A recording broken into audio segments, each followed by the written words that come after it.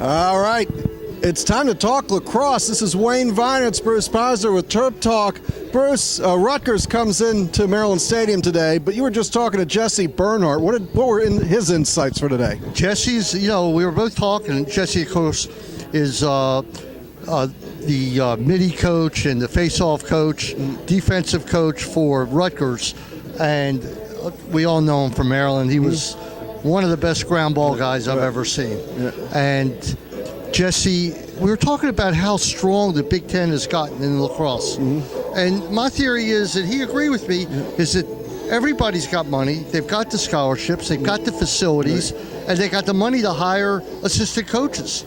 And they got the talent, and that's why it's growing. I mean, you take a look at the way the Big Ten teams are doing, it certainly is a step as the University of Maryland team comes out here.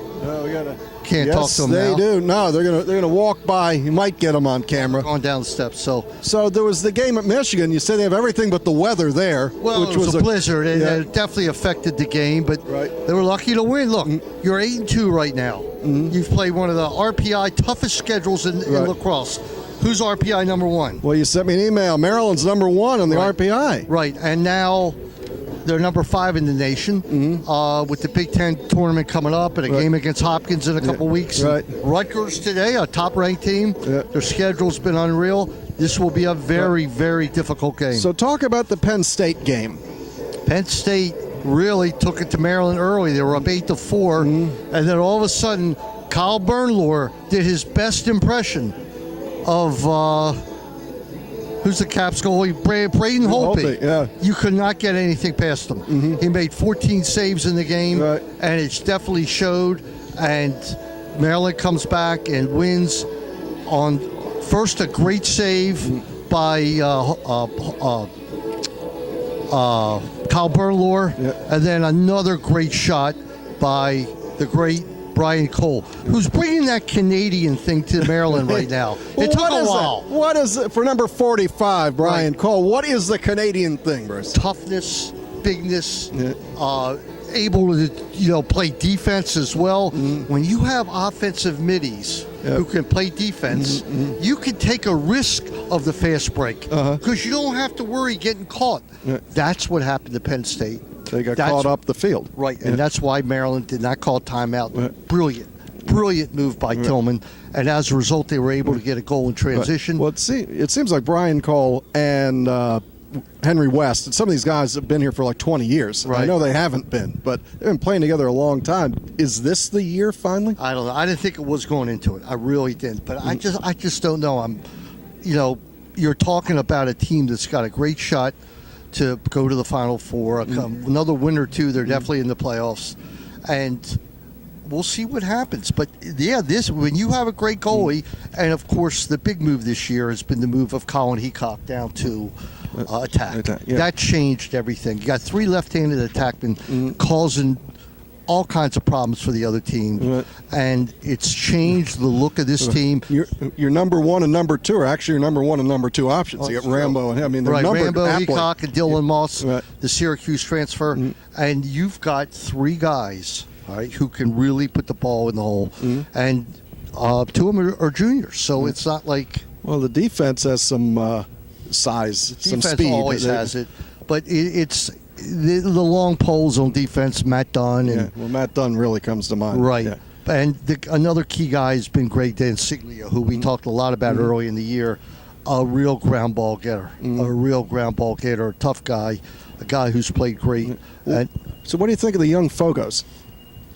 Well, I hope Austin Henningsen is playing today, but you also have, I think after last year, Tillman never said it. But with the problems with Charlie Raffa playing with half an arm and half a leg, I don't think that he was ever going to get into a position where he did not have many face-off guys. So now he's got 4, and he's used them all. And when you come off the bench with Will Bonaparte, number 19, when Henningsen wasn't that great last week, and then you have Curtis Gorley, the long pole, and John Garino, that's how you win. You can't. I don't think you can win with one guy. They get too beat up. They really do.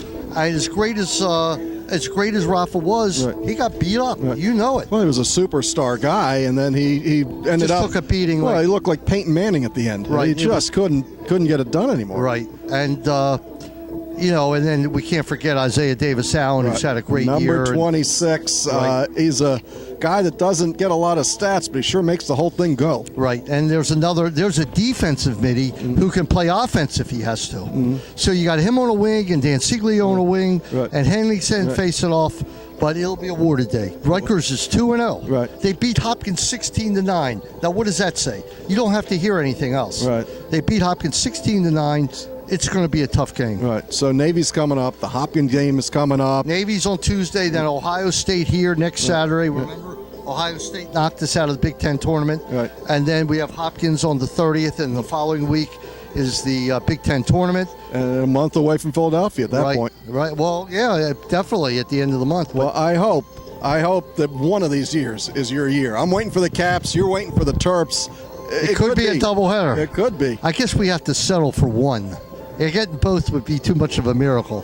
Oh, no, I don't want to get all verklempt now, but yeah, it'd be great. Right. But so big game today. We'll see what happens, but no upset. This is a pick'em game. Maryland might be a little bit favored. You can see Rutgers warming up out there in the black with the silver helmets right now. We'd like to thank Meyer Consulting Engineer.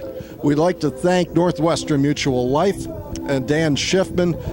We're going to be doing a couple more of these with the Big Ten tournament and then the NCAA tournament to follow. So you'll get a lot more on-the-field look at the lacrosse team as the season wraps up. This is Wayne Viener. That's Bruce Posner. Say good afternoon. Good afternoon, everybody, and let's go Terps.